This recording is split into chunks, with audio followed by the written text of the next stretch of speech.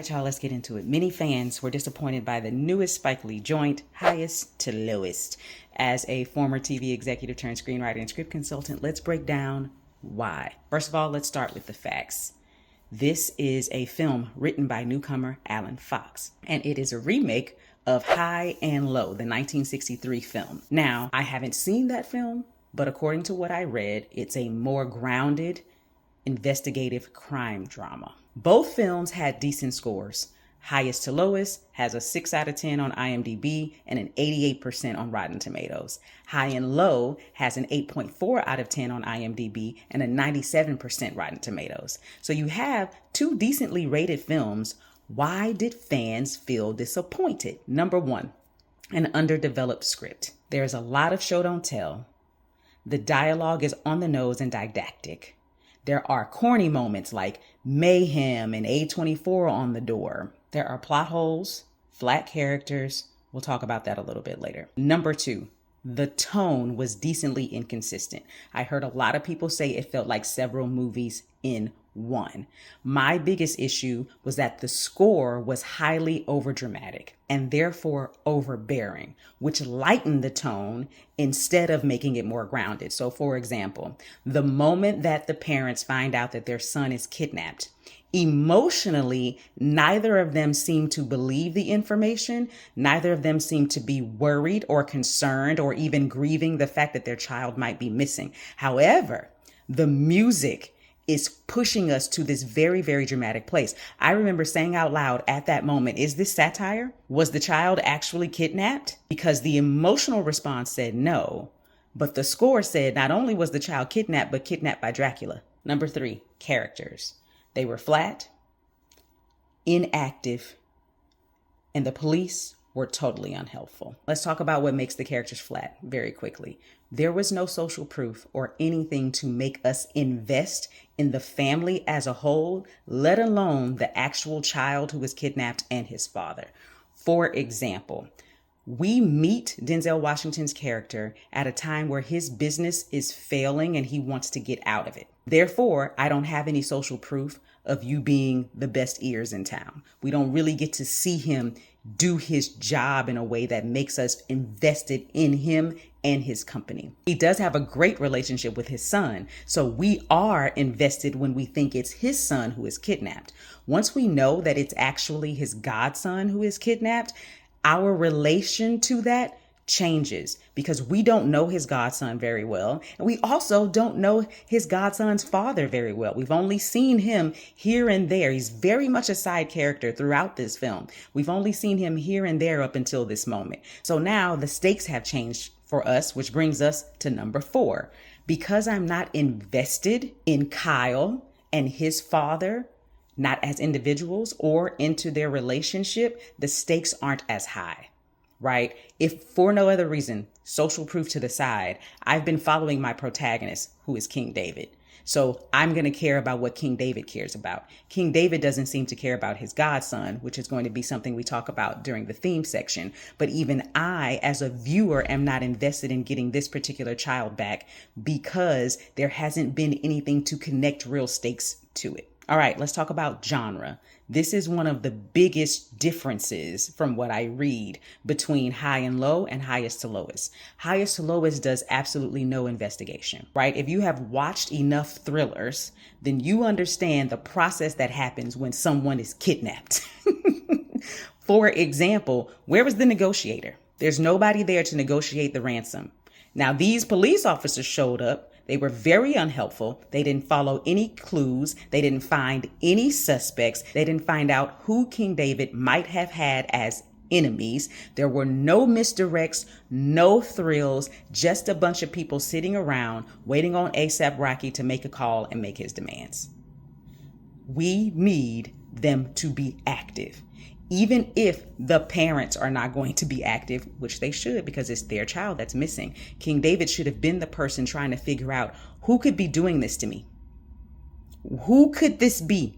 Instead, it was just, I don't know, some random person on the phone. right? There was no investigation in that. And then once King David did become active, which didn't happen until the second half, which was not about the child, but more about the money, when he started giving the cops information, they didn't want to listen. If you want something to grind my gears, put stupid police officers in your movie. These people were unhelpful from top to bottom, and their lines were totally on the nose, and their acting wasn't very good either. All right, let's talk about theme, because a lot of people said, regardless of how we felt about the movie, did we get the message? Yes, it was screamed at us. We got it. Here are a few of the messages for us to get from this film. Classism, greed, sacrifice versus greed, moral dilemma, which is what that original film is based on. The moral dilemma of making the choice to pay the ransom for someone else's child. Now, this is why I think High and Low may have done a better job at that part than Highest to Lowest. Again, I did not see the film, so I'm only making an assumption here. In High and Low, there is the boss and the chauffeur. There is a clear class difference, right? Outside of being boss and chauffeur, I'm not sure if they had a friendship, and I'm not sure if that boss was the godfather of the chauffeur's child. I do not know. So let's just say for this example that they were not. In that case, then it makes a very clear delineation between I'm the person with money and I look down on you and I don't value your life. In Highest and Lowest, yes, Jeffrey Wright's character drove King David around, but to me, it seemed like more of this is a relationship that I have. This is my boy, and I have given my boy a job, which is different from you're just my chauffeur and I don't have a connection to you. And the reason I say that's his boy is because he tells us that Kyle is his godson. So with Kyle being his godson, we're no longer having a class conversation. We're having a heart conversation. This is not a moral dilemma about greed anymore. This is, so you for real just gonna let your godson die? That's a totally different conversation that makes Denzel's character, King David, look more like an asshole than for me to be at home actually saying, well, what would I do? What would I do if it was my godchild? Versus what would I do if it was just some random child? Those are two different conversations. And though we should always choose life over money, so you still get to have a little bit of that greed conversation, the perspective is totally different. This is your godchild. This is someone who you know, who you've raised, and that's your boy. That's your friend. And your friend seems to be totally okay with you having to grapple with this decision. I also feel like the themes were lost a little bit because of the lack of investment in King David's business as a whole. I didn't view him as this music mogul that they wanted us to see him as. He just seemed like a man who didn't understand his industry, whose business was now failing, which is why people wanted to sell it off.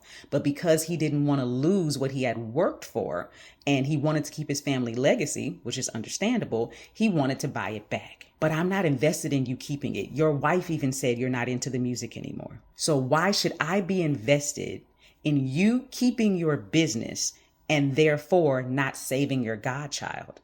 If there were enough social proof around both of those things, the relationship between him, his boy, his godson, and his relationship to his business, if I actually cared deeply about both of those things, now we're in a moral dilemma. Outside of that, I don't care. I don't care about your business.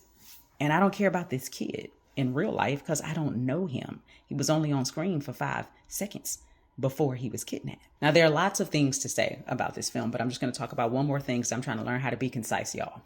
Last thing was the antagonist. I don't know what his motivation was. Now, before you respond and tell me what his motivation was, I know what the movie said it was. I'm saying it's not believable. It is not believable that you have this much hate for someone who never rejected you in the first place. Did y'all hear them say they've never met each other? He said, I always wanted you to listen to my music. I always wanted to meet you. This is not someone who had been rejected by King David. This is someone who just had never gotten his shot with King David. And so because you never got your shot with a total stranger, you are willing to throw your entire life away. Yes, people make those kind of decisions all the time. But with someone else's child, And if this is only about, I want you to listen to my music, or I want you to hurt because I don't get to, become this big star that I want to become, why are you physically and violently attacking the boy? Why is the boy bloodied and bruised? That didn't connect for me.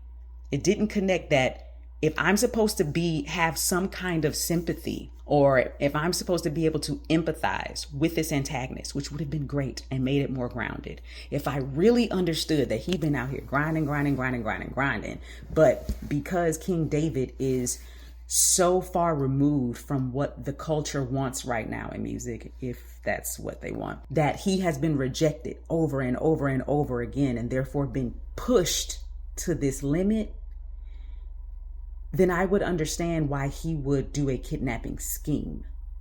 But doing a kidnapping scheme does not equal actually harming the child. Also, that child, Kyle, is about the same size as A$AP Rocky. Y'all ain't in here boxing. A$AP ain't got no cuts, no wounds. You were just in here beating up this boy, and that's it. So that was a bit unbelievable for me, and also took away some of what could have made it grounded. Because then I could have understood, like, you're out here hustling, you're just trying to take care of your family. But instead, we're just told that. So that's more show don't tell. We're just told that. I think this remake could have benefited from giving us more of a point of view from our antagonist, allowing us to see his grind. Instead, he came off as entitled. And I don't have anything for entitlement. Some people were really interested in the conversation about music and our music choices and social media, etc. I didn't find that to be new information or anything that was unique. We've been having this conversation for decades, but music, like film, is subjective. Some people enjoy today's music. Some people don't. Who are we to say what's good and what's bad? Same thing with this film. Some people loved it, and that's great. You can love it. You can enjoy it. All of that is fantastic. I just wanted to be able to talk about the choices that were made so that when you are writing or you are directing or you are editing or whatever it is you're doing with your film, you can understand what those choices are going to make other people feel and therefore affect their experience. All right. If y'all want to talk about this in more depth, we can go live. Let me know in the comments. Happy writing! And that's it. Want more content? Like, subscribe, and for notifications. Get notes on your script that get you unstuck at www.theprofessionalpen.com. I'm out.